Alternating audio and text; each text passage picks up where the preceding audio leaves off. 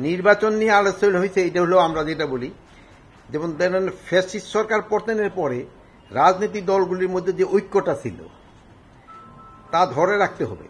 এটা নিয়ে আলোচনা হয়েছে যে কি ধরেন রাজনৈতিক মধ্যে যদি মত থাকতে পারে একজনের, কিন্তু জাতির বৃহত্তর স্বার্থে গণতন্ত্রের পথে উত্তরণে সব রাজনৈতিক দলকে ক্ষুদ্র ব্যক্তি এবং দলীয় স্বার্থকে পরিত্যাগ করে ঐক্যবদ্ধ থাকতে হবে। এই ঐক্যে যদি ফাটল ধরে এর মধ্যে কিন্তু ফ্যাসিস্ট দৃশ্যরা ঢুকে বিশৃঙ্খলা ও নৈরাজ্যকর পরিস্থিতি সৃষ্টি করতে পারে। আরেকটা হলো জাতীয় নির্বাচনটা আপনার বারবার কতটা সুষ্ঠু, অবাধ, নিরপেক্ষ এবং নিরাপদ হবে তা নির্ভর করে নির্বাচনে অংশগ্রহণকারী রাজনৈতিক দলগুলির উপর। আমাদের আইন শৃঙ্খলা বাহিনী নির্বাচনে নিরাপত্তা প্রদান ও আইন শৃঙ্খলা বজায় রাখার ক্ষেত্রে সর্বাত্মক সহযোগিতা করে যাবে। এক্ষেত্রে আমরা সম্পূর্ণ প্রস্তুত রয়েছি। আর জনগণের অবাধ এবং স্বতঃস্ফূর্ত অংশগ্রহণের বিষয়টি গুরুত্বপূর্ণ। যে বিষয়টি রাজনৈতিক দলগুলি নিশ্চিত করতে হবে, সবাই অংশগ্রহণটা হলো রাজনৈতিক দলগুলি নিশ্চিত করতে হবে। সর্বোপরি সকলের সহযোগিতা বর্তমান অন্তর্বর্তীকালীন সরকার একটি অবাধ, শান্তিপূর্ণ, উৎসবমুখর নির্বাচন উপহার দিতে পারবো বলে আমরা আশা করি। এখন হলো কি দুইটা, এখন হলো আবার যদি অ্যাক্টিভ হয় সেসব বলে যে পুলিশ ওভার করে ফেলছে, এখন কোনটাই আর ওই যে বলে না, ওই যে ক্রিকেট খেলার মতো আছে না, এই ওইরকম তো দাগ দেওয়া মানুষের ক্ষেত্রে সম্ভব না, এটা হইলে ওয়াইড। বাট আমাদের ক্ষেত্রে, মানুষের ক্ষেত্রে এই সম্বন্ধে ওয়াইডটা কইরা দেওয়া কিন্তু বড় মুশকিল। আমরা তারপরেও চেষ্টা করতেছি। এই যে ধরুন গতকালকে যেমন পুলিশের ক্ষেত্রে হয়েছে কি, আগুন ধরাই দিছে, কিন্তু এখন যদি আগে আগুন ধরানোর আগেই যদি পুলিশ অ্যাকশনে চলে যেত তো আপনারা বলতেন যে শান্তিপূর্ণ এই অনুষ্ঠান হচ্ছে, কেন পুলিশ বাধা দিল। কিন্তু এখন আগুন ধরার পরে যে সময় বাধা দিছে সেই সময় কিন্তু আপনারা কিছু বলেন নাই।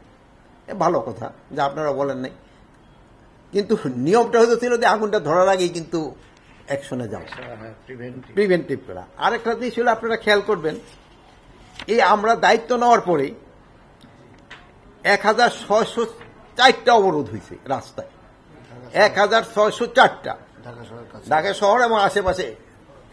এইটা করছে 123টা সংগঠন, 123টা সংগঠন যেটা করছে। তা আমাদের আপনাদের মাধ্যমে একটা অনুরোধ, এইগুলি যদি তারা রাস্তায় না করে, যে রাস্তাটা কিন্তু জনভোগের সৃষ্টি করে।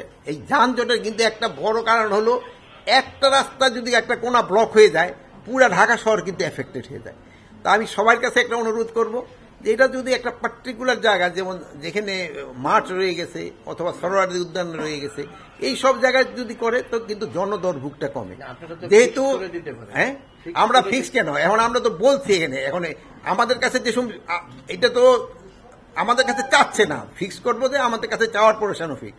যদি এটা তারা করে থেকে দুর্ভোগটাও কিন্তু কমে, এবং যেহেতু তারও কিন্তু চায় না যে জনদুর্ভোগ হোক, কিন্তু এটা করলে সবচেয়ে ভালো। যদি তারা যার যার জায়গা থেকে, তার যেহেতু সবারই তো দাবি দেওয়া থাকতে পারে, তাদের প্রতিবাদ করার অধিকার রয়ে গেছে, কিন্তু এটা জনগণের দুর্ভোগ সৃষ্টি না করে। আইন শৃঙ্খলা বাহিনী নির্বাচনের জন্য যতটা প্রস্তুতি নেওয়া দরকার আমরা ততটা প্রস্তুত।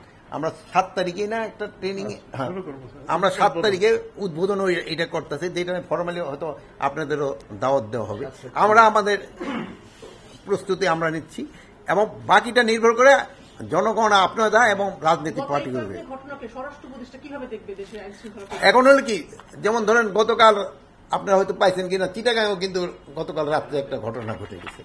এখন এইটুকুলি ঘটে যাচ্ছে, বাট এইগুলি যেন আস্তে আস্তে কমায় যায়, এবং এটার জন্য আপনাকে সবারই সাহায্য এবং সহযোগিতা দরকার। ওই যে আপনার যেটা প্রশ্নটা, এখানে তো ধরেন কিছু সংখ্যক লোক, যে পার্টিটার কার্যকলাপ নেই, তারা তো চাবি নির্বাচনটা ভঙ্গ করার জন্য, তারা তো অবশ্যই চাইব। মানে এদেরও একটা সংখ্যা তো রয়ে গেছে। এখন এই সংখ্যাটারে প্রতিহত করার দায়িত্ব হলো রাজনৈতিক দল এবং আপনাদের সবাই মিলে, আমাদের সবাই মিলে, যেন কেউ এইটা নির্বাচনটারে যেন কোনো রকমের বাধাগ্রস্ত করতে না পারে।